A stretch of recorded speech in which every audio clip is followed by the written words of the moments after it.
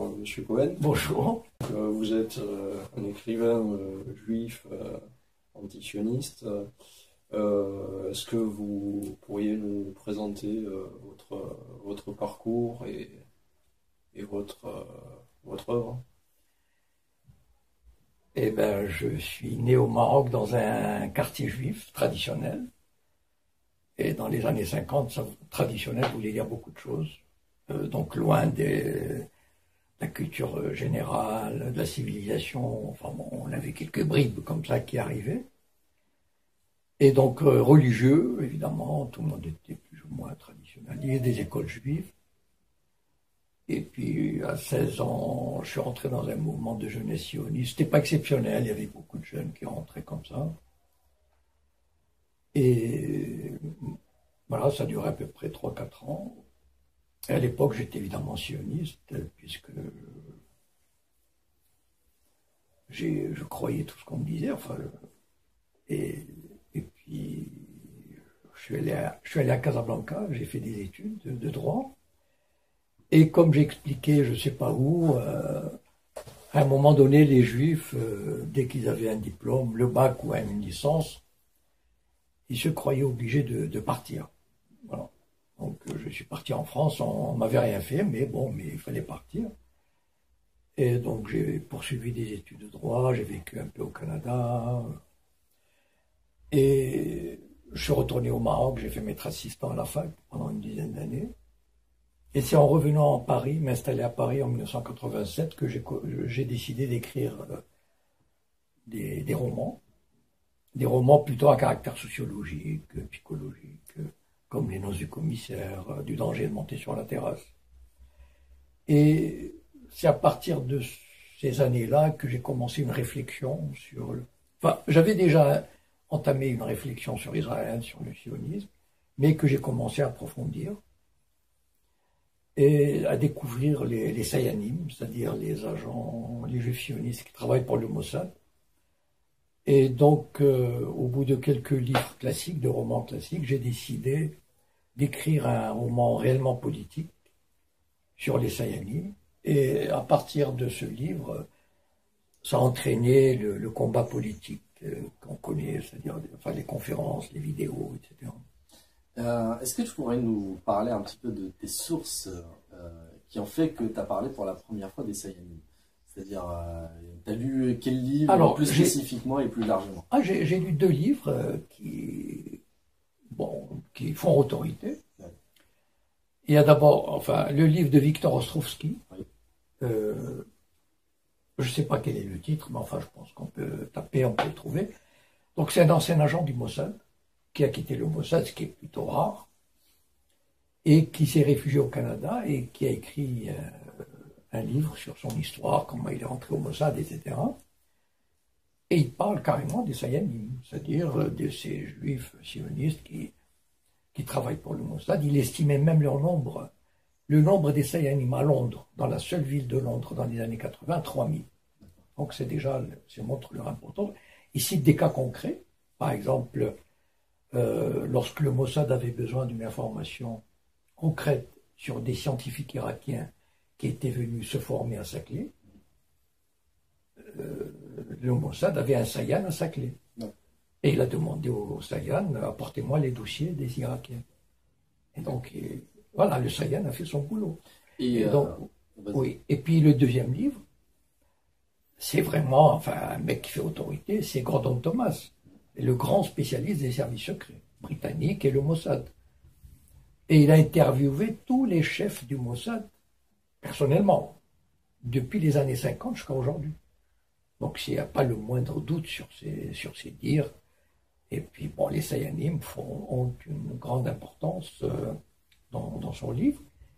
Et moi, j'ai fait le lien entre ces Sayanim et ce que je voyais, ce que je vivais concrètement en France, dans les médias, etc. Et à un moment où, au sein de la maçonnerie, quand les juifs sionistes ont créé une loge judéo-sioniste, et à un moment donné, le lien s'est fait dans mon esprit entre ces gens que je voyais travailler pour Israël, comme Henri Lévy, etc. Et j'ai fait le lien avec les Sayanim. Et c'est à ce moment-là que je me suis dit, il faut que j'écrive un livre sur ces Sayanim. D'accord.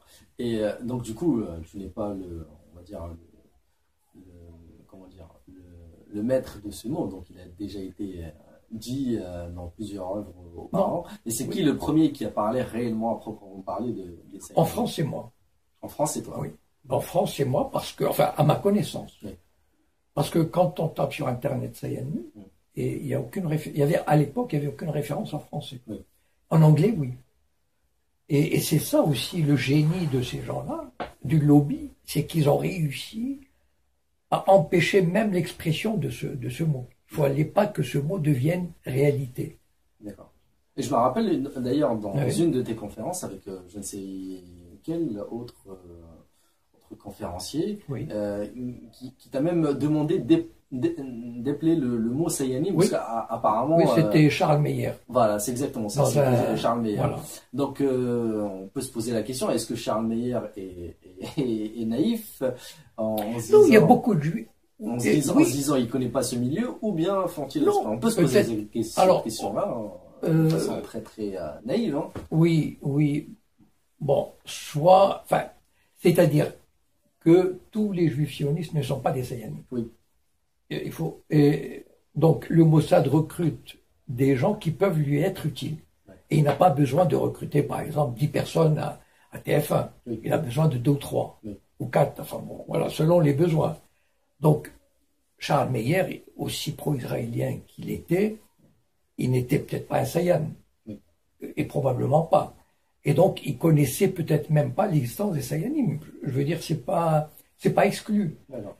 Puisqu'on peut estimer à au moins 50 000 personnes en France qui appartiennent à ces groupements, comme le Bnai Brit, qui forment le vivier des Sayanim. Mais en France, il y a seulement un dixième qui est Sayan. Et les autres ne savent même pas qu'il y a des Sayanim. Donc, autrement dit, le secret est vraiment maître mot de chez ces mots-là. Tout à fait. C'est-à-dire, ils peuvent très très bien professer faire des professions tout à fait normales, comme facteurs. C'est-à-dire, ils sont vraiment étalés sur toutes les classes de la société. Ce sont des gens qui ont des fonctions tout à fait normales, de bons citoyens. Et c'est ça d'ailleurs leur efficacité. Leur efficacité, c'est quoi? C'est que quand ils interviennent, par exemple, quand ils interviennent pour créer SOS Racisme, une filiale, mais ils interviennent en tant que Français. Donc les gens ne se rendent pas compte que ce sont des agents du Mossad qui le font dans l'intérêt d'Israël. Ils interviennent en tant que philosophes français, avocats français, etc. Donc les gens, c'est ça le génie aussi. Je pense que les Sayanim, l'intérêt du Mossad, c'est surtout de recruter des gens qui ont des positions élevées. Je pense. Oui, mais par exemple, avocats, journalistes surtout. Mais pas toujours. Par exemple, ils ont besoin de recruter des gens dans les grands hôtels, dans les banques, dans les garages. Ils ont besoin d'une voiture trafiquée. Ils s'adressent à un garagiste. Je parle de choses concrètes. Ils ont besoin de savoir les allées et venues dans un grand hôtel. Ils ont besoin d'un Sayan. Ils ont besoin dans une banque.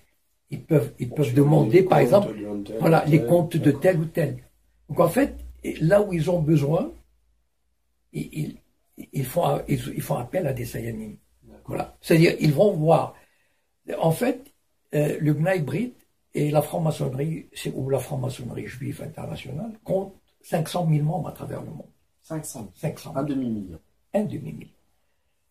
Et donc, il n'y a que 10% qui sont des Sayanim. Mais les 90 autres seraient très heureux d'apporter leur contribution au Mossad. Mais autrement dit, il y a une concurrence folle entre les 10% et les 90%. Mais autrement dit, si jamais ils leur demandent quelque chose... C'est un honneur. D'accord. Et donc, ils couvrent quasiment tout le spectre des activités d'une société. D'accord. C'est économique, culturel, le cinéma, par exemple. Voilà. Et donc, si un jour ils ont besoin, je sais pas moi, dans un truc précis, ils trouveront. D'ailleurs, sur la thématique de la franc-maçonnerie juive, pour quelqu'un qui ne connaîtrait pas, par exemple, ce qu'est la franc-maçonnerie, et peut-être aussi son côté entre guillemets laïque, s'il en est. Justement, comment t'expliques le fait qu'une communauté qui n'est pas laïque, autrement dit qui est communautaire, tribale, etc., puisse imposer, on va dire, son pouvoir, jusqu'à avoir sa propre loge qui est complètement, qui échappe, on va dire, entre guillemets, au diktat ou du moins au protocole maçonnique normand. Au départ, c'est curieux d'ailleurs. Au départ, les Juifs américains, ce sont les Juifs américains qui ont créé le Bnei Brit, parce que les autres loges ne les acceptaient pas. On ignore un fait important, c'est qu'aux États-Unis, les Juifs n'étaient pas acceptés dans pas mal de cercles. Il y avait par exemple des clubs de golf, les UP. Il faut dire aussi que les Juifs qui arrivaient à cette époque-là étaient enfin bon, c'est pas les banquiers, hein, c'était pas des. Autrement dit, ils n'étaient pas tous. Ah oui, il y avait une ségrégation. Ah oui, non, mais par exemple, j'avais appris que les Juifs de New York avaient créé une espèce d'endroit pour l'été, avec des piscines, des hôtels, etc., parce qu'ils ne pouvaient pas aller avec les autres. Et donc ils ont créé leur propre. L'Amérique est un pays très raciste. Et donc, non, mais pas seulement vous avez des Noirs, mais vous avez des Juifs aussi. C'est-à-dire que, par exemple, les country clubs, des trucs, etc., refusaient des Juifs, pouvaient refuser des Juifs. Et donc, les Juifs créaient leurs propres établissements aussi. D'accord. Okay. Donc, c'est un peu par caprice, quoi. Non, pas par nécessité. Par nécessité aussi. Par nécessité. Et puis, voilà, ça s'est perpétué. D'accord. Oui. Si jamais on devait un petit peu parler de la chronologie des ouvrages, donc Malachi Faes, Les Noces du Commissaire, etc., etc. Est-ce que pour ces premiers livres-là, qui sont parus, je crois, en 2002... Oui, à partir de 2000. À partir de, on va dire, début des années 2000, est-ce que tu as eu des échos à l'époque pour ces bouquins-là? Parce que ça ne parlait pas justement de franc-maçonnerie, ça ne parlait pas trop de, on va dire, des choses que tu abordes maintenant. Donc, est-ce qu'il y avait un public derrière? Et est-ce qu'il y avait on va dire, est-ce que tu as reçu des menaces? Est-ce que tu as eu des problèmes en éditant ces deux premiers bouquins? Je parlais essentiellement, puis après je vais faire la chronologie les noces et balayer les autres. Bon, d'abord les Noces du Commissaire. Puisque les Noces du Commissaire, c'était une plongée dans j'ai imaginé une espèce comment dire, de rapport de force, même presque une guerre larvée, secrète, entre le pouvoir des hommes d'affaires facis et la monarchie. Et les Juifs pris entre les deux. Donc c'était quand même un roman qui raconte la corruption, etc. Et l'éditeur ne voulait pas le faire, a changé d'avis, a accepté de l'éditer après la mort de Hassan II. Voilà. Donc pendant quelques années... Autrement dit, ce bouquin-là, tu l'as déjà fini avant 99, quoi. Ah oui, bien sûr, non. C'est-à-dire que l'éditeur m'a dit, je ne peux pas l'éditer aujourd'hui. D'accord. Voilà. Parce que les gens faisaient d'autocensure. Un livre qui parle de corruption, de lutte de pouvoir entre la monarchie et les hommes d'affaires, les gens, il vaut mieux pas. J'ai pas envie de rentrer. Mais quand le roi et moi se dit, bon, il y a eu un vent de libéralisation, ils se sont dit, voilà, on se lance. D'accord. Et justement, après l'édition de ce bouquin-là, est-ce que tu as eu des échos? Non, en fait, le problème, c'est que, à l'époque, il n'y avait pas les réseaux sociaux. J'habitais en France, le roman est paru au Maroc. Et édition Le Fennec, je pense. Oui, édition Le Fennec. Et donc, il n'y a pas eu vraiment des échos, je ne sais pas pourquoi. Voilà. Pourtant, c'est un livre qui aurait pu intéresser parce que, à l'époque déjà, j'abordais non seulement le rapport de force, la guerre larvée entre les hommes d'affaires facis et la monarchie, mais aussi le départ des Juifs, c'est-à-dire le sentiment, le malaise de la communauté juive au Maroc, à travers un personnage, etc. Et donc ça aurait pu intéresser. Mais à mon avis, les Marocains, quand je dis les Marocains, ça veut dire l'élite marocaine, enfin les journalistes, etc. Ils n'ont pas envie qu'on déterre ce genre de problème. C'est-à-dire pour eux, il y a une espèce de doxa au Maroc. Les Juifs ont toujours bien vécu au Maroc. Voilà. Donc, point final, circuler, il n'y a rien à voir. Seulement, moi, je leur dis ceci, s'ils avaient bien vécu, pourquoi 99,5% sont partis? Voilà. Juste. Est-ce qu'ils étaient fous? Est-ce qu'ils étaient psychopathes? Est-ce qu'ils étaient paranoïaques, schizophrènes? Comment une communauté qui vit bien dans un pays magnifique s'en va à 99,5%? Et donc, il y a des raisons. Oui. Mais seulement, ils ne veulent pas les voir. Voilà. C'est-à-dire, voilà, pour eux, il y avait un principe que, et les Juifs, ils reprenaient cette action à leur compte aussi. Oui. Parce qu'ils ne voulaient pas d'histoire. Mon cousin, par exemple, quand il a appris que j'ai publié Les Noces du commissaire, il m'a dit, qui habite à Casa, il m'a dit, Jacob, pourquoi tu as écrit ce livre? Nous, on a envie de vivre en paix ici, on n'a pas envie d'avoir des histoires. Donc, les Juifs aussi, ils voulaient vivre tranquillement, envoyer leurs enfants à l'étranger, leur fric à l'étranger, et faire comme les Marocains. Vous voulez qu'on dise qu'on vit très bien? On vit très bien. Voilà. Donc tout le monde se jouait la comédie. Et ce livre est venu secouer le cocotier, et c'est pour ça probablement une des raisons. Et puis il y a aussi, ça mettait en cause le pouvoir facile, enfin, et pas mal de choses. Ouais. Donc je crois que il n'y a pas beaucoup de monde qui avait intérêt à... Et puis il ne faut pas oublier, à l'époque, la presse n'était pas encore libre. Enfin, il y avait des balbutiements d'une presse libre. Bah, jusqu'à présent, hein, non, la presse, elle s'est un peu libérée. Bon, malheureusement, si à l'époque il y avait eu les réseaux sociaux, oui, ça aurait fait sens. Bien sûr, enfin avec des vidéos, etc. Oui. Et à l'époque, c'était encore vivant. Voilà. Et donc, du coup, pour le deuxième bouquin, qui est Moi, l'Antifa S, il a paru en France. Oui. Et donc, du coup, il n'a pas eu beaucoup d'écho non plus. Bon, je sais pas. D'accord. Donc par la suite, si jamais il y a eu un bouquin qui a... le bouquin qui a fait le plus polémique, c'est beaucoup plus Le Printemps des Sayanim. C'est Le Printemps des Sayanim, pourquoi? Parce qu'en fait, c'est un vrai roman politique et il y a eu des suites. C'est-à-dire qu'en fait, je ne me suis pas arrêté à la publication du livre. C'est-à-dire le livre et l'ouverture sur les réseaux sociaux. Et pour moi, c'était une découverte aussi. Je m'étais inscrit sur Facebook. Alors que j'entendais parler, mais je me suis inscrit sur Facebook. Donc, petit à petit, le sujet intéressait les gens. Enfin, ça faisait boule de neige. Oui. Donc, première conférence, première vidéo, et ainsi de suite. Et moi, j'ai élargi aussi, ça m'a permis d'élargir ma réflexion. Oui.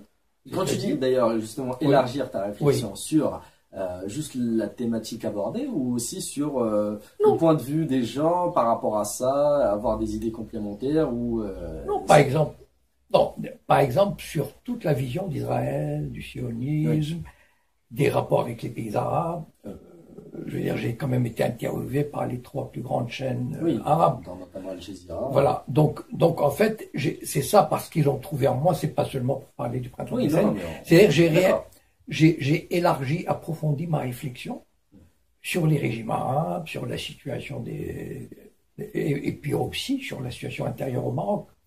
C'est-à-dire le Maroc par rapport au sionisme, la vie politique marocaine. On m'a interviewé aussi sur la vie politique marocaine, chose que on m'avait jamais demandé auparavant, avant le printemps des Sayanim. C'est-à-dire avant tout le bruit qui a été fait autour du printemps des Sayanim. D'accord. Sinon, j'aurais aussi une autre question. Maintenant qu'on parle un petit peu, on n'a pas balayé tous les bouquins, on a parlé de certains, on va dire de façon light. Ça mérite peut-être d'autres vidéos pour retracer un petit peu les bouquins un à un, peut-être que ça viendra.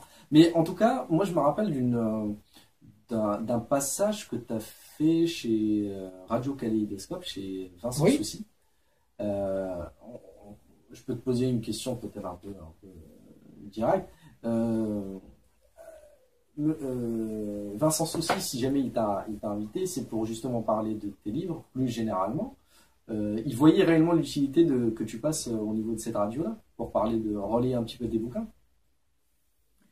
Sincèrement, j'ai pas gardé enfin, j'ai pas vraiment des souvenirs concrets de cette interview.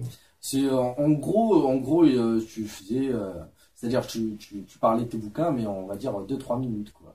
Pourquoi je te pose réellement cette question-là, c'est parce que c'était tellement, je vais pas dire superficiel, mais c'était un peu. Ah oui, ça y est, ça me revient, ça me revient. Oui. Passer sur la radio pour passer c'est vrai, sur la radio. Oui. Est-ce que, enfin, je reformule autrement la question. Oui. Est-ce que les gens qui t'interviewent ont envie de savoir justement qui est Jacob Cohen, pourquoi il a écrit ses livres, qui sont les Sani, etc., ou il vient, c'est juste pour faire de l'audience parce qu'ils ont 1h30 à étaler sur la radio. Enfin, je pose la question de façon je crois que c'était pas une très longue interview. Oui. Et puis, en fait, c'est vrai que c'était assez superficiel. On est resté à la surface des choses.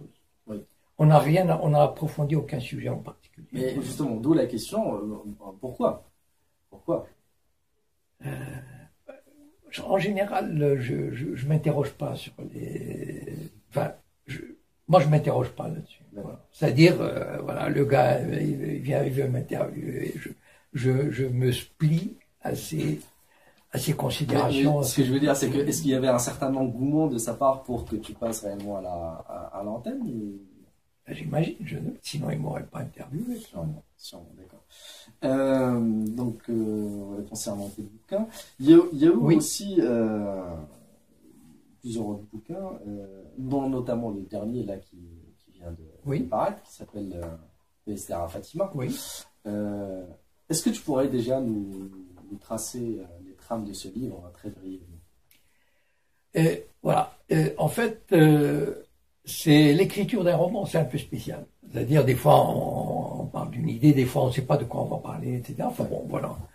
Mais l'histoire de ce roman était vraiment, je me souviens très bien, j'ai lu un livre sur l'enlèvement des petites filles juives au Maroc. Il y a eu des enlèvements, avec preuve à l'appui, etc. Des jeunes filles jeunes, c'est-à-dire de 10-11 ans, enlevées, converties à l'islam. Et quand j'ai lu ça, je me suis dit, il faut que j'écrive un roman là-dessus. C'est-à-dire, en fait, moi, j'écris toujours des romans, je ne fais pas d'essais, parce que j'ai envie de faire vivre au lecteur ce qu'est un personnage, ce qu'est une situation, etc. Donc, à partir de là, j'ai créé une famille. Et je me suis dit, voilà, il y a une fille qui se fait enlever, ben, il faut lui créer une famille, des conditions, etc. Et c'est un roman qui a été, en 2 jours, j'avais la trame, j'avais les personnages. C'est un livre qui a été écrit très facilement, enfin très vite. Et donc, moi j'ai dit, c'est presque un roman, j'avais presque la grâce. C'est-à-dire qu'en fait, quand j'ai terminé, je l'ai relu, il n'y avait rien à changer. J'avais l'impression d'être guidé par la grâce. D'accord. Et l'histoire a été un peu compliquée, enfin surtout aussi que c'était pas sous forme chronologique, mais finalement tout s'est bien. Et donc voilà, au départ, j'ai imaginé cette petite fille juive. Après, il fallait lui donner une famille, qu'est-ce qu'elle allait devenir, qu'est-ce que cette fille allait devenir, etc. Le reste, c'est du travail enfin, je sais pas, c'est l'inspiration, c'est le travail de romancier. D'accord. D'ailleurs, justement, en parlant de ça, dès le début du livre, on va dire, tu mets les pieds dans le plat. Oui. Tu dis, la mort devrait avoir cet aspect, une djellaba sombre et une odeur puissante. Esther ne se doutait pas qu'elle allait très très vite faire cette découverte. C'est-à-dire, autrement dit, dès le départ, tu plantes le décor. C'est-à-dire, tu dis à moi ce qui va. C'est le drame. Oui. Drame dès le départ. Ah oui, j'annonce le drame. Oui. Et donc, du coup, mais ces enlèvements-là, c'est ce qu'on était, on va dire, est-ce que c'était intrinsèque à Meknès? J'imagine que non. Mais c'était un petit peu dans D'ailleurs, ça s'est peut-être pas passé à Meknès. Oui. D'accord. Moi, en tout cas, j'ai fait passer l'enlèvement à Meknès parce que ça m'a donné l'occasion de parler de Meknès des années 60. D'accord. Chose que tu connaissais. Voilà, bien évidemment. Donc je voulais créer cette atmosphère et raconter ce qui s'est passé, ce qui se passait à Meknès, le boulevard, etc. Puis aussi l'infiltration sioniste des agents sionistes. Oui. Et donc, et puis Meknès, je connais, c'est-à-dire, je vais pas créer un enlèvement à Taroudant. Enfin, oui, non, mais... Alors qu'à Meknès, je connais le Mella, donc je peux citer, par exemple, je cite la fontaine, là où on allait chercher l'eau, le four où on emmenait la dafina le samedi. La souka.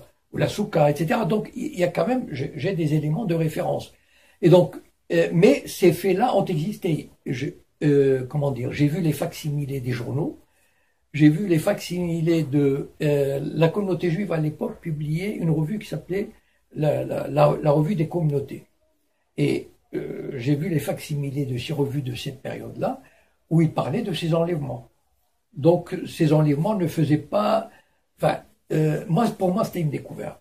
Mais après, ce n'était plus une découverte. Et puis, enfin, c'était plus une nouveauté. Et quand j'ai contacté des anciens en Israël et je leur ai parlé de ces enlèvements, ils ont reconnu qu'ils avaient entendu parler d'enlèvements par-ci par-là. Voilà. D'accord. Et donc, du coup, en fait, les personnages, on va dire, du livre, oui. il y en a plein. Chacun, on va dire, essaie de véhiculer une image bien unique à lui. Hein. Oui. Et ça montre aussi la dualité entre les juifs qui ne demandaient qu'à vivre, on va dire, leur foi dignement, sans trop avoir de soucis, pour ne pas dire autre chose. Et d'autres qui avaient une certaine hargne pour essayer de croire en un certain Eldorado, on va dire à l'idéologie sioniste avec laquelle ils adhéraient à plus de 100%. D'ailleurs, dès le début du livre, tu dis aussi, tu mets en scène cette dualité entre un de tes personnages qui s'appelle David et un autre qui s'appelle Maklouf. Et donc le premier semble réellement représenter la non-renonciation, c'est-à-dire je me bats jusqu'au bout, on ne se laisse pas faire, alors que l'autre c'est, je dirais pas la soumission, mais un peu le dédain, beaucoup plus le dédain. Est-ce que tu pourrais nous parler plus en détail justement de cette dualité et nous dire aussi en certaines proportions est-ce que la majorité était beaucoup plus sioniste, était beaucoup plus non, en fait, la majorité des juifs à Meknès, et j'imagine que ça doit être la même chose, même plus encore à Casablanca et Rabat, puisque à Casablanca, Rabat, à Tanger, c'était des gens qui étaient déjà intégrés à l'Occident. Oui. Et donc, ils n'avaient aucune envie d'aller en Israël. Il y a très peu qui y allaient. Et ceux qui allaient en Israël de Casablanca, c'était ceux qui venaient des profondeurs du Maroc. Qui étaient carrément même analphabètes. Voilà, bien sûr, et qui étaient sensibles à cette propagande. Alors, pour décrire cette époque, les sionistes ont eu de la chance, si on peut dire, parce qu'ils sont arrivés à une époque très agitée, très troublée, après l'indépendance.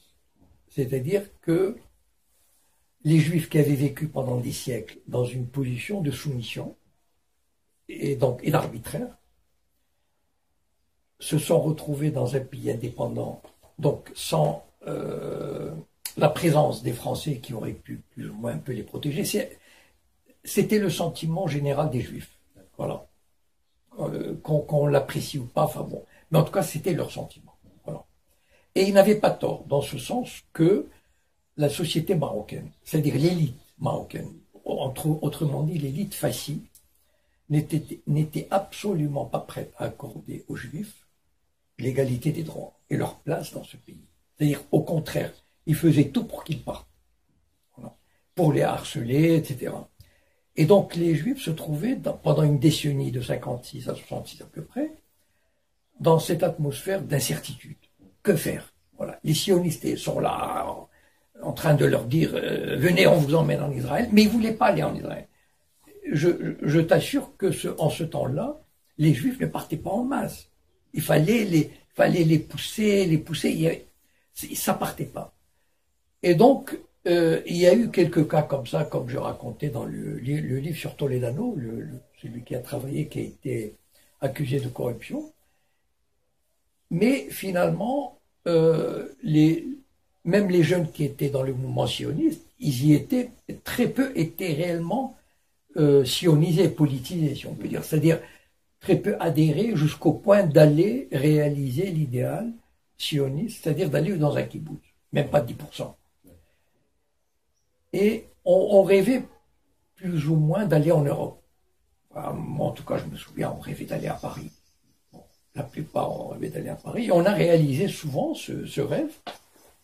Et donc, c'était cette période d'incertitude qui faisait qu'on ne savait pas sur quel pied danser. Et il y a eu quelques cas comme ça, enfin, quelques phénomènes, des circonstances historiques qui ont hâté les choses. Par exemple, en 67, après la guerre, le parti de l'Istiqlal a lancé un mouvement de boycott contre les Juifs. Bon, moi, je me souviens, enfin, j'étais à Casa. Donc, il disait, telle pharmacie appartient à un juif, n'allez pas chez lui, tel fonctionnaire est juif. Mon père, qui avait un magasin à Meknès, dans la Médina, il ne voulait pas partir en Israël. Il détestait les sionistes, parce qu'il était athée. Donc, pour lui, c'était des renégats. Ben, le parti de l'Istiqlal a envoyé un militant devant le magasin de mon père, et il disait aux gens, n'achetez pas chez le juif. Donc, mon père a fermé au bout de quelques temps, et il est parti en Israël, parce où veux-tu qu'il aille? Il ne parlait pas français. Non, mais tout ça, ça faisait, comment dire, et un peu ça fait boule de neige, c'est-à-dire l'incertitude gagnait la communauté juive. Les juifs se disaient, bon, si moi je pars pas, je vais envoyer mes enfants. Donc à partir des années 70, tous les bacheliers juifs, je dis bien tous, partaient à l'étranger, ne revenaient pas. Alors quand on me raconte que les juifs, enfin il n'y avait pas de problème, c'est de la rigolade, puisque depuis les années 70, quasiment aucun bachelier juif n'est revenu vivre au Maroc. Aucun, pratiquement aucun. Donc, c'est cette incertitude qui pesait sur les Juifs, malgré leur situation tout à fait correcte dans la plupart des cas.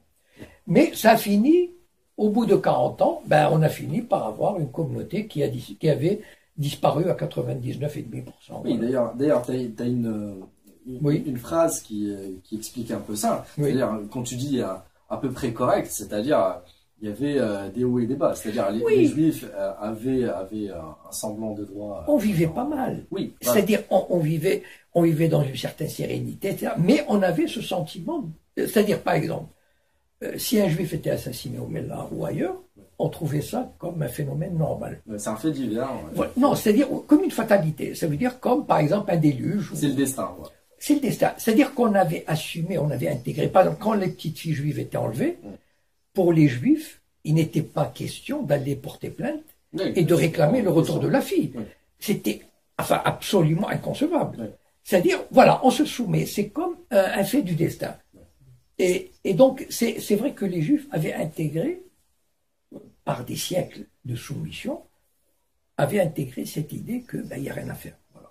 Si nous arrive un malheur causé par des musulmans, parce que il faut prier. Voilà. D'ailleurs, dans le livre, tu lis très très bien. Hein. Moi, ce que je peux appeler personnellement, je ne sais pas si tu seras d'accord avec cette expression, mais l'atmosphère d'harmonie phobique. C'est-à-dire, l'harmonie était là, mais il y avait toujours cette phobie là. Et tu dis dans le livre, ils avaient eu la paix dans la crainte, mais la paix quand même. Oh oui, bien sûr. C'était réellement. Moi, j'ai vécu 23 ans de ma vie jusqu'à ce que je parte, et quand je suis revenu pendant 10 ans, je n'ai quasiment pas eu de problème. Alors juste, si je peux me permettre de rebondir sur quelque chose. Oui, bien sûr. Vous aviez parlé des sionistes qui, vous aviez dit qu'ils étaient laïcs. Est-ce que... Pour mon père. Pour votre père, d'accord. Non, c'est-à-dire... En fait, est-ce que le sionisme est vraiment une idéologie créée par des laïcs ou par un certain dévoiement, on va dire, Non, mais les premiers sionistes étaient non seulement laïcs, ils étaient athées, mais anticléricaux. Ils détestaient les religieux et les religieux les détestaient.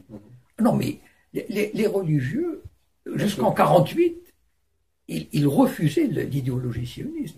Moi, je me souviens à Meknès, au Mellah, parce que les sionistes avaient ouvert un bureau au Mellah, dans le ghetto, et ils ouvraient le samedi, le Shabbat, qui est une profanation terrible. Mais pour les juifs du Mellah, c'était un sacrilège. Et pour mon père, c'était des renégats.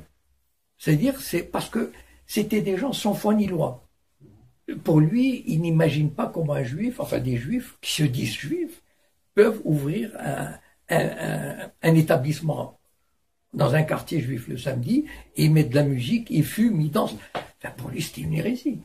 Donc, le sionisme était tout totalement antinomique avec la religion, au départ, jusqu'en 1948. Après, les choses sont arrangées. Ça veut dire que le régime sioniste a vampirisé, comme j'ai utilisé cette expression quelque part, a vampirisé les communautés juives et les religieux. Mais d'ailleurs, même historiquement, faut pas aller jusqu'à, on va dire, le mouvement sioniste qu'il y avait un petit peu au Maroc et peut-être au Maghreb. C'est ancestralement et historiquement, Théodore Herzl était juif parce qu'il n'a pas choisi déjà, mais il n'avait rien d'un juif. Mais il n'avait rien d'un juif. Il était. Il n'avait aucune. Il a même, il n'a pas circoncis ses enfants. Mais bien sûr. Etc. Donc, c'est vrai qu'il y a une grosse opposition aussi au sein de la communauté juive, on va dire. Par exemple, le mouvement Neturei Karta, qui est un mouvement assez religieux en fait, et qui justement, pour des raisons religieuses... Oui, mais c'est une toute petite minorité, et ils sont très minoritaires. Par rapport au mouvement religieux global, ils sont très minoritaires. Les religieux juifs aujourd'hui, même les orthodoxes, sont à 15% sionistes. D'ailleurs, la confusion que certaines personnes peuvent encore avoir entre judaïsme et sionisme. Bon, après, on peut très bien dire que c'est les gens qui n'ont pas, malheureusement, un minimum d'esprit critique pour essayer de voir que le judaïsme relève du théologique, du cultuel, alors que le sionisme relève de l'idéologie, c'est-à-dire une façon de voir le monde. Est-ce que le sionisme surfe sur ça pour faire justement le raccourci entre judaïsme et sionisme? Et si c'est le cas, où c'est fait? Est-ce qu'en Israël, on le voit très bien dans la politique internationale d'Israël et compagnie, mais comment justement Israël peut court-circuiter la relation entre sionisme et antisémitisme, judaïsme, etc. Non, c'est aujourd'hui le sionisme qui est... D'abord, la guerre de 67 a créé un choc au sein de la communauté israélienne, de la société israélienne. C'est-à-dire que la conquête de la Cisjordanie a introduit un phénomène nouveau, c'est-à-dire le mythe de l'Israël ancien nous est redonné par un miracle divin. Et même des partis de gauche l'ont cru, et c'est pour ça qu'ils ont commencé à coloniser la Cisjordanie. Et depuis, la religion prend de plus en plus de place dans la société israélienne. C'est-à-dire, d'abord du point de vue numériquement parlant, alors qu'ils étaient peut-être 2 ou 3% aujourd'hui, ils sont 15 à 20%. Ils sont présents partout. Ils imprègnent vraiment la société israélienne, l'idéologie israélienne, et même des mouvements laïcs participent à des pèlerinages qui, en principe, avant étaient réservés aux religieux, etc. Il y a une imprégnation, pas religieuse, vraiment mystique, de la société israélienne, et qui va de plus en plus en se renforçant. L'identité juive, par exemple. D'ailleurs, il y a un penseur, je ne sais pas s'il est juif, mais en tout cas, il est israélien, qui illustre bien ça et qui disait, en gros... les Juifs ne croient pas en Dieu, mais croient au fait qu'il leur a légué. C'est ça. C'est un peu ça. Donc, oui, ça relève beaucoup plus du mysticisme, on va dire. Oui, mais ça devient du religieux. Le mouvement pionnier sioniste au départ, il n'avait rien à voir avec la religion. Rien, mais il était fondamentalement, il était même anti-religieux. Ah oui, il était anti-religieux. Mais en fait, la situation a évolué. Et finalement, aujourd'hui, la société israélienne est beaucoup plus... D'abord, il y a une très grande minorité religieuse, importante, qui fait presque 15 à 20%. Orthodoxe, déjà. Et en même temps, il y a il y a des applications religieuses, ou pas vraiment religieuses, je dirais identitaires. Voilà. Identitaires en fonction du judaïsme. Par exemple, de mettre des trucs au seuil de toutes les portes, la mezouza, par exemple, c'est un petit truc, tout le monde le met. Le respect de Kippour, par exemple, etc. À Pâques, ils ne mangent pas le pain, enfin, les transports publics ne fonctionnent pas le samedi. Enfin, il y a des choses qui sont... Le mariage civil n'existe pas. Donc il y a quand même des choses où on voit vraiment l'imprégnation de la religion, même dans les esprits, enfin qui est de plus en plus importante. Oui. Ton livre, il soulève aussi une idée que peut-être une majorité de personnes n'oseraient même pas penser à ça, mais tu parles aussi de ce que je pourrais appeler aussi l'antisémitisme juif, entre juifs. Oui. C'est-à-dire, on n'a pas idée parce que l'inconscient collectif se met dans la tête que les juifs sont une masse compacte, on va dire, qu'on ne peut même pas briser et qu'ils sont solidaires entre eux, etc., etc. Ton livre, déjà, il montre le contraire. Et il montre aussi le racisme qu'ont subi les séfarades une fois en Israël par leur co-religionnaire ashkénaze.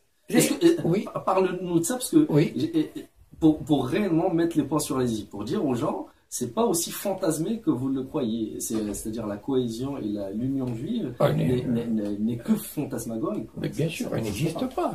Il y a des conflits de classe, il y a des conflits de culture. En gros, pour les Juifs qui établis en Israël et qui ont fait l'État, c'était tous des Européens. Donc qui venaient de Russie, principalement de Russie et de Pologne. Et qui, en 1948, ils avaient besoin de peupler cet État, et ils ont vu dans le monde arabe une source de main-d'œuvre, de soldats, de lumpenprolétariat, parce que c'est pas des... Bon. Mais ils voulaient bien les amener, mais pour eux, c'était des Arabes. C'est-à-dire des gens sans culture, enfin, a priori, c'était pas leur culture. Là, ils étaient traités d'Arabes, la pire des... Et ils ont traité, bien sûr. Et il y avait une insulte qui circulait, c'était Marocco Sakin. C'est-à-dire le juif marocain, Marocco Sakin. Sakin, c'est skin, le couteau. Ouais. Donc, c'est le juif marocain, c'est quelqu'un qui a un couteau entre les dents. C'est-à-dire c'est quelqu'un qui n'est pas fiable, sur qui on ne peut pas compter, il est paresseux, il n'aime pas travailler, il est instable. C'est comme un arabe. Et donc, ils les ont traités comme des arabes.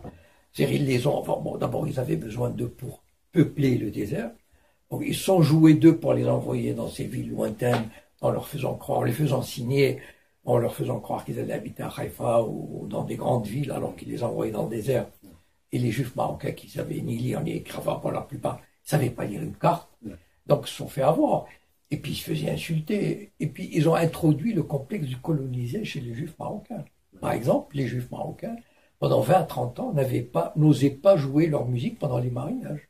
Ils avaient honte. C'est comme le complexe du colonisé arabe par rapport aux Français. On a honte de sa propre culture. Et il a fallu, bon, sur la situation a beaucoup changé, mais aujourd'hui, cette situation se reproduit avec les Juifs d'origine éthiopienne, les Falachas, les Noirs.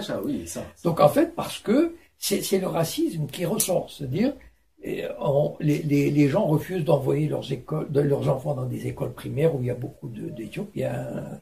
Ils refusent que des Juifs éthiopiens viennent habiter dans leurs immeubles, etc. Donc c'est le réflexe raciste, c'est le réflexe colonial. Et donc en fait, l'idée que les Juifs forment une espèce de peuple uni, solidaire, etc., pas du tout. Enfin, je veux dire, il y a des intérêts de classe, il y a des différences vous savez, les gens disent en Israël, c'est une jungle. Les gens se bouffent entre eux. Enfin, il n'y a aucune solidarité. S'il n'y avait pas la guerre à l'extérieur, qui les maintenait, c'est un pays qui terminerait en guerre civile. D'ailleurs, c'est pour ça qu'il y a la guerre, d'ailleurs, qu'ils font la guerre. Sinon, il y aurait la guerre civile. Je ne me rappelle plus quel politicien qui disait ça, qui disait, autrement dit, qui disait, le complémentaire de ce que tu disais, il disait, Israël, c'est une démocratie dans une jungle. Je sais pas quel. Mais toi, tu dis, c'est la jungle au sein même de l'État. Et Ehud Barak disait qu'Israël est une villa dans la jungle. Voilà, la jungle, c'est le monde arabe.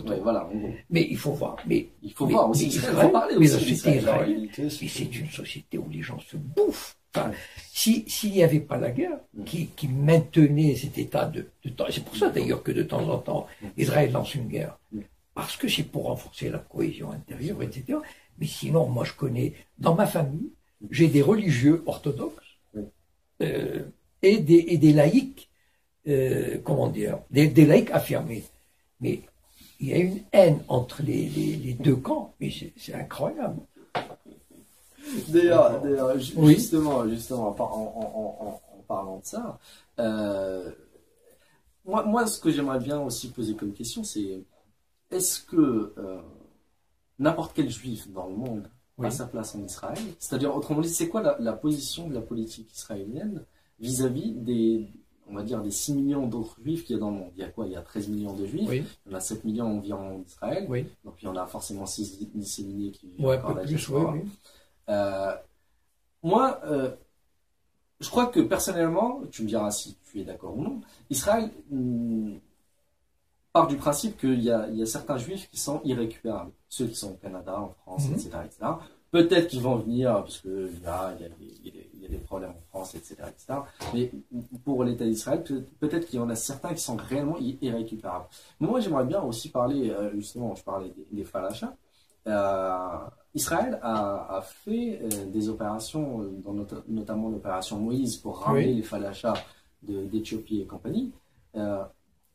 Pourquoi l'a-t-elle fait? Si jamais elle sait très très bien que ces personnes-là, même en tant que juifs, ne vont pas être, on va dire, acceptées dans la société israélienne, pourquoi elle les a ramenées?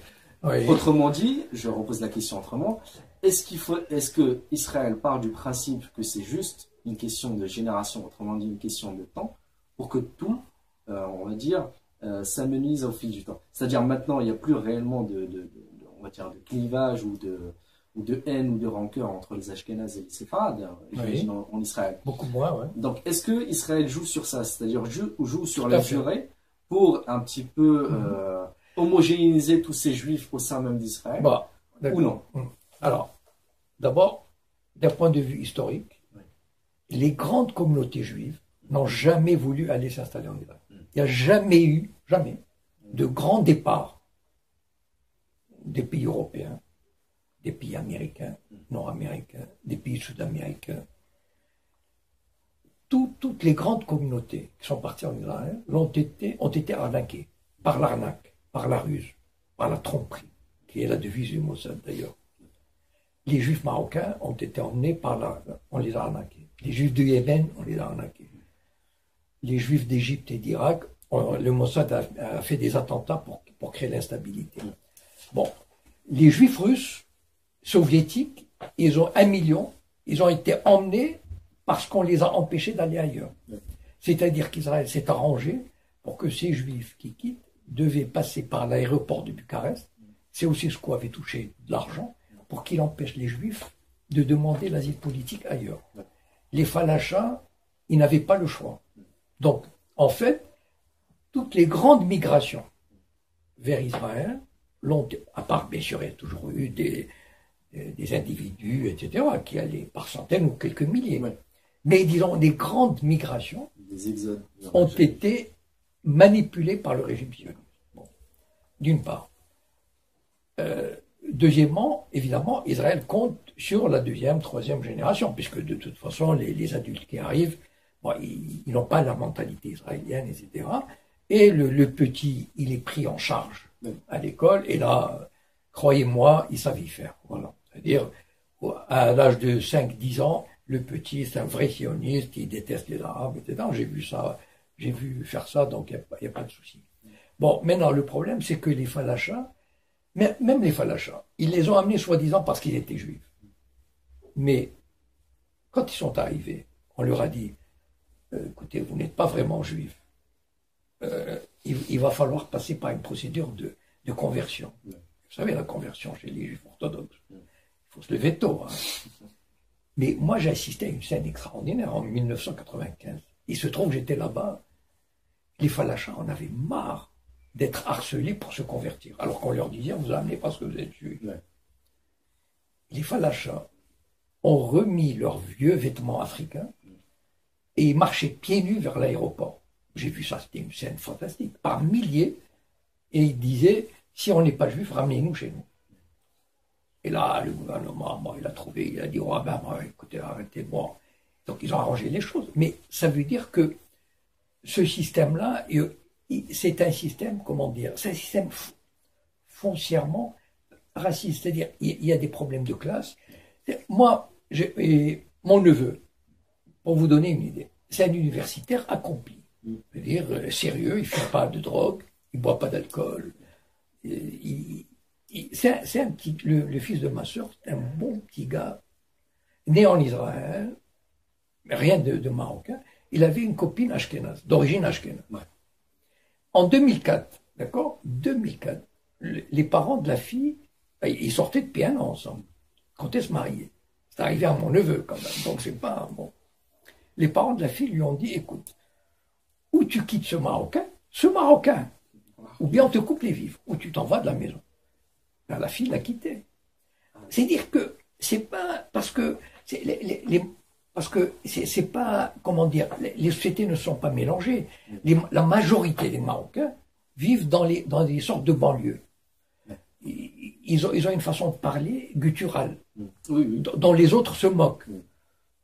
Voilà. Et donc, ça n'a pas disparu, ça s'est atténué. Mais foncièrement, quand même, la haute bourgeoisie de Tel Aviv, de Ramat HaSharon, etc., ils regardent ces gens un peu, c'est style arabe, un peu, vous savez, ils ont les façons de faire un crier, etc.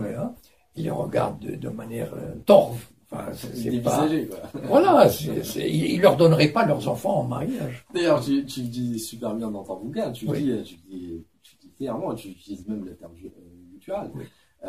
Bien sûr. Et pour dire aussi le fait que les gens, parce qu'il faut dire clairement les choses, un juif marocain, il avait quoi, des bribes d'hébreu, et l'arabe dialectal, même pas l'arabe littéraire, le français, fallait même pas y penser. Donc du coup, lorsqu'ils débarquaient dans une atmosphère où il y avait que des Ashkénazes qui peut-être étaient bilingues ou trilingues, forcément ils étaient un petit peu dévisagés. Ils se disaient c'est qui, c'est oui, en plus maintenant il y a une distinction. Enfin, il faut imaginer Israël. Voilà, il y a Tel Aviv, et sa banlieue, et c'est là où il y a le plus vraiment d'habitants les plus évolués.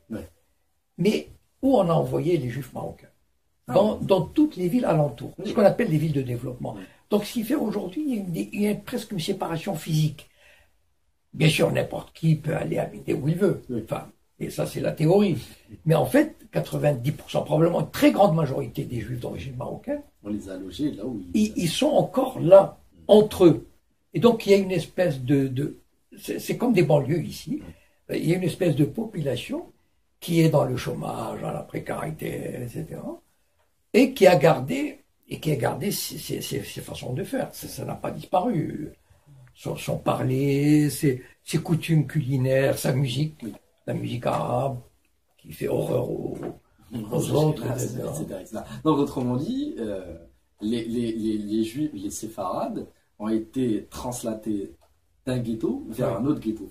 Presque. Voilà, presque. C'est un peu ça. D'ailleurs, l'anecdote d'Ashdod Yerlouan, et moi personnellement, elle m'a fait marrer. Oui, c'est très marrant.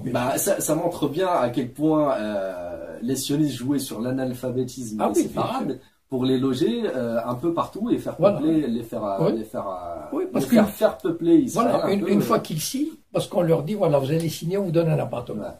Alors les gens disaient, bon, je vais aller à Haïfa, c'est ma tante par exemple, je vais aller à Haïfa. Bon, ça c'est une histoire vraie. Il dit, il n'y a pas de souci, hein. Regardez la carte. Alors la pauvre femme, elle n'a jamais vu une carte de sa vie. C'est quoi une carte? Regardez Haïfa et regardez Yokneam. Regardez, c'est à 30 km. Regardez, c'est juste à côté. Vous pouvez aller tous les jours à pied en 5 minutes. Chez votre famille à Haïfa, à pied en 5 minutes. Regardez, c'est à côté, c'est à 30 km. Ah, ici, tu signes, parce qu'ils te donnent la pardon. Alors ils ont pris un taxi, et le taxi file, c'est pas possible. Et ils arrivent à Yokneam, il n'y avait pas de porte, il n'y avait pas de fenêtre encore dans la... C'est un peu ambiance western. Et bien ils pleurent, et puis ils disent voilà, et puis... C'est encore le destin, ils disent. Voilà. C'est encore le destin. Oui, parce que ce sont des gens habitués à ça, c'est-à-dire, ils sont fatalistes, ils sont religieux, ils respectent l'autorité, parce que pour eux l'autorité c'est quand même quelque chose. Donc ils finissent par se résigner. D'ailleurs, justement, en parlant aussi de ça, tu dis... Oui, tu dis dans ton bouquin, d'ailleurs, justement, pour illustrer ça, la vie s'était arrêtée un jour de fête. Si la religion ne l'interdisait pas, elle, parlant de Roubida, elle en aurait fait un jour de deuil. Oui. Elle aurait maudit la souka si ce n'était un sacrilège. On ne remettait pas en cause les choses de Dieu. Ah oui. Donc, c'est pour dire clairement les choses, c'est-à-dire la soumission totale par rapport à la fatalité. Moi, théorie cristalline. Oui, tout à fait. On a grandi dans cette atmosphère de crainte. Enfin, je veux dire, c'était le respect absolu, bien sûr. Dans le livre, tu parles d'un certain Samuel Berdugo, le président de la communauté. Voilà, le Crésus juif. Le Crésus, tout est relatif. Hein, quand j'ai revu sa maison, mais on le prenait pour le Crésus. Et donc, du coup, les gens affluaient vers lui parce qu'ils pensaient que, vu le fric, entre guillemets, qu'il avait. Il avait président de la communauté, donc il avait des contacts avec les autorités. Et qu'il pouvait réellement. Ramener cet Esther-là à sa famille. En vain, mais ils ont très bien vu que ça tombait à l'eau, quoi. Oui, en fait, il n'attendait pas grand-chose, mais il fallait bien aller le voir. Enfin, c'est-à-dire, en fait, c'était un jeu de dupes. Ouais. C'est une scène de dupes. C'est-à-dire, il s'attendait pas à grand-chose, mais il fallait bien aller le voir et dire voilà notre malheur, etc. Mais il leur a rien proposé. Et il leur a dit, ben maintenant il vous reste qu'une seule chose, d'aller prier, d'aller faire le nécessaire, c'est-à-dire comme si elle était morte, c'est-à-dire prendre le deuil de 7 jours. Enfin, c'est ça ce qu'il leur a dit en fait finalement. Et d'ailleurs, chez ces séfarades-là justement qui sont partis en Israël, est-ce que là-bas en Israël il y a réellement on va pas dire un représentant de la communauté parce qu'ils vivaient quand même en harmonie entre eux, entre juifs, etc., mais est-ce que l'État israélien, l'État en tant que puissance qui pouvait, on va dire, régler les problèmes des Juifs, etc. Est-ce que ça a pris la relève sur les différents représentants des communautés qu'il y avait essentiellement dans le monde arabe, dans le monde arabe où il y avait des séfarades, etc. En fait, les notables. Comment les Juifs ont vécu cette sublimation d'un représentant qui peut-être ne représentait rien à droite à gauche dans le monde, essentiellement dans le monde arabe où il y avait des séfarades? Et est-ce qu'il y avait un équivalent dans le monde ashkénaze? Et une fois qu'ils ont afflué vers Israël, est-ce que l'État israélien a pu réellement prendre le relais et se faire représentant de cette communauté? En fait, ce qui est arrivé, c'est que d'abord, les notables, tous ceux qui avaient vraiment de l'instruction ou des moyens ne sont pas partis en Israël. Non. À Meknès, par exemple, et dans les autres villes. Parce qu'eux, ils sont partis au Canada, en France, en Espagne, parce qu'ils avaient les moyens, ils avaient un métier, etc. Ils ne sont allés en Israël que vraiment les ignares, les analphabètes, les faibles, les pauvres. Et une fois là-bas, comme ils étaient regroupés, par exemple, si je vois la ville où vit ma sœur, ben, cette communauté a fini par générer ses propres notables. Et d'ailleurs, le maire de l'Aude, où habite ma sœur, est un ancien du Maroc. Donc en fait, il y a une nouvelle notabilité, mais qui passait par des partis politiques. C'est à la différence à Meknès, au Maroc, les notables c'était les riches. Oui. Voilà. On était riches et donc on confiait son destin à cette famille riche. Alors qu'en Israël, c'était pas des riches, personne n'était riche parmi les juifs marocains qui sont arrivés là-bas. Et donc c'est une nouvelle génération qui s'est inscrite dans les partis politiques, mais qui était profondément marocain et qui a pris le relais et qui les représente. D'ailleurs, dans la plupart des villes de développement, les maires sont des Marocains. D'accord. Et sinon, on va dire, en guise de terminaison, entre guillemets, une fois tu m'as confessé que ce bouquin-là, t'aurais pu l'écrire de façon 2 fois plus épaisse, c'est-à-dire avec 2 fois plus de péripéties. Justement, si jamais tu as fait le choix d'écrire un bouquin qui se lit très très bien, moi je te dis réellement mon ressenti, c'est un livre qui se lit d'un seul trait, très très bien, etc. Pourquoi justement n'as-tu pas fait le choix d'écrire un livre plus épais avec 2 fois plus de péripéties, même s'il en contient assez? Je crois que c'est pas une question de péripéties, mais je crois que j'aurais pu, comment dire, pas broder, mais disons, développer les scènes, les personnages, etc. C'est la remarque qui m'est arrivée une fois terminée. Voilà, c'est ça le truc. En fait, on ne reprend jamais, en tout cas pour moi, une fois qu'il est terminé, il est terminé. C'est très difficile de reprendre, surtout que si on le trouve bien. Voilà. Mais il est vrai que c'est un livre qui laisse un peu sur sa fin. Voilà. C'est-à-dire, les scènes auraient pu être beaucoup plus enrichies. Rien que les scènes qu'il y a dans le livre auraient pu être plus enrichies, plus développées. Mais voilà, je ne sais pas pourquoi. Peut-être que j'avais envie de le finir vite. Je ne sais pas, peut-être. Inconsciemment, j'avais envie de le finir vite. D'accord. Sinon, une autre question, parce qu'on a parlé massivement de l'Exode. Enfin, massivement, c'est pas représentatif, c'était une minorité qui est partie en Israël. Mais on n'a pas parlé de la majorité des gens qui ont échappé, on va dire, à l'emprise sioniste pour essayer de les ramener là-bas en Israël. Si jamais tu avais à énumérer, on va dire, les pays où sont allés massivement des Juifs, pour ceux qui ne sont pas partis en Israël, ils sont partis essentiellement. D'abord en France, et il y a facilement 100 000 personnes, probablement, qui sont allés en France. Puis deuxièmement, le Canada, il y a peut-être dans les 60 000. Et puis l'Espagne, pour les Juifs de la zone nord du Maroc. Les États-Unis aussi, peut-être. Oui, mais là, ce sont, comment dire, là, c'est 60 000 au Canada, 30 000 en Espagne, mais aux États-Unis, au Brésil, etc., ce sont quelques milliers, bien sûr. Mais là, je parle vraiment des trois grandes émigrations des Juifs marocains. C'est vraiment vers ces trois pays. Après, bien sûr, il y a eu quelques milliers qui sont partis. Oui, en Argentine, etc. Voilà. Il y en a qui ont été un peu partout. Et d'ailleurs, justement, pour parler un petit peu de cette facette-là, tu décris via le personnage de Khadija, qui est venue ici en France, et l'a découvert, on va dire, et elle a vécu le contraste entre deux mondes qui étaient complètement différents. Est-ce que tu pourrais nous en dire un petit peu plus sur cette facette-là?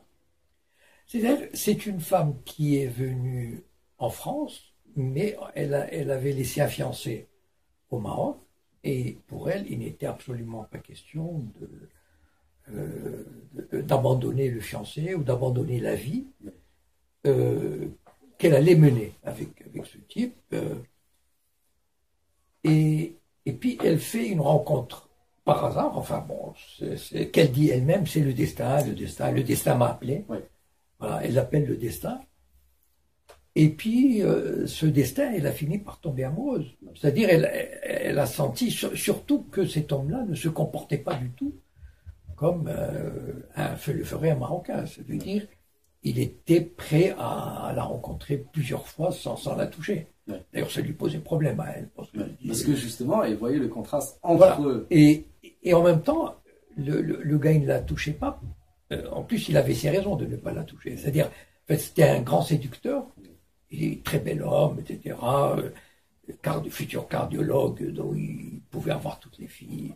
La dernière copine qu'il avait, c'était un mannequin, fille d'un antiquaire, etc. Mais quelque chose le poussait vers cette femme plantureuse, brune, mystérieuse.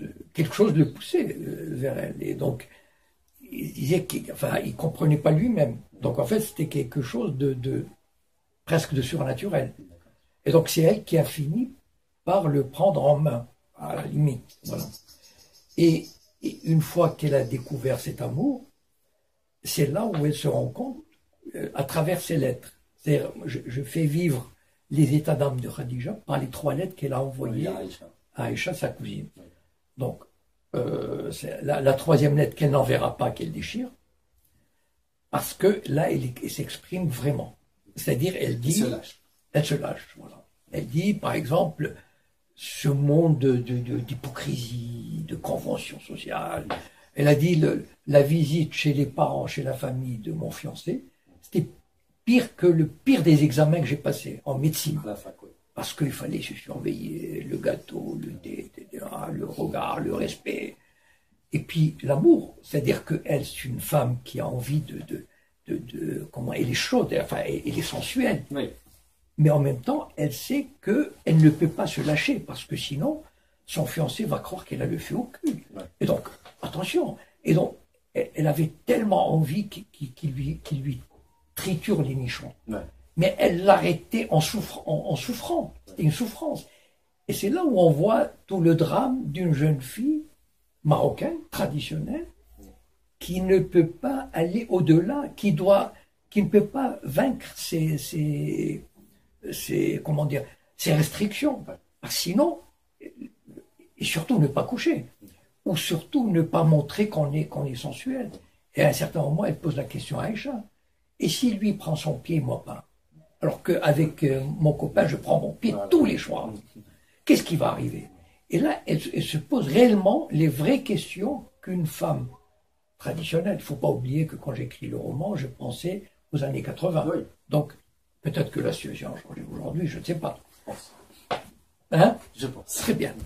Mais je parle d'un milieu traditionnel, c'est-à-dire d'une femme qui est évidemment, même à 25 ans, elle est vierge, parce que son fiancé, si elle n'était plus, il la jetterait. Ouais. Et donc, elle vit ces choses-là, elle réalise ces choses-là, alors que sinon, ces choses-là, elle ne les a jamais dites. Elle les a vécues, mais sans jamais les dire. Et là, elle les dit, et même en les disant, elle déchire la lettre pour écrire une autre lettre, parce que c'était trop, même pour sa cousine. Elle sent, et là, il y a une rupture. En tout cas, Monsieur Jacob Cohen, merci beaucoup. C'est moi. Et puis, à très bientôt. À très bientôt, Inch'Allah.